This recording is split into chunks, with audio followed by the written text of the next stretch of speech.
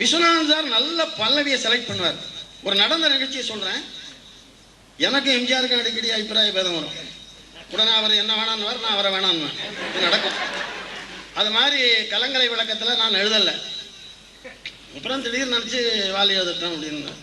Shankar sir direction, ஏவிஎம்ல ரங்கசாமிங்கார் ரூமில் தான் composing. Viswanathan என்ன பண்ணார், ஒரு காதல் பாட்டியா எம்ஜிஆர் பாடுற மாதிரி அப்படின்னு விஸ்வநாதன் பெரிய செயின் போட்டிருப்பார், கழுத்தில் பூ போட்டிருக்காரு. அந்த தங்க செயினை கழட்டி ஹார்மோனிய போட்டியில் வச்சாரு. இந்த ரோலெக்ஸ் வாட்சு அது ஒரு 18 பவுனில் அதுக்கு செயின் எல்லாத்தையும் வச்சார். நீர் ஒரு அருமையான பல்லவி நான் அசத்து போகிற மாதிரி கொடுத்தா இது அத்தனை நீங்கள் எடுத்துக்கலான்னாரு.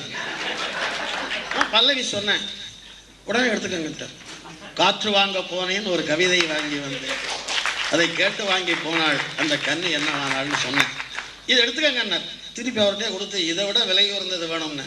என்னன்னாரு, உங்கள் ஆசீர்வாதம்.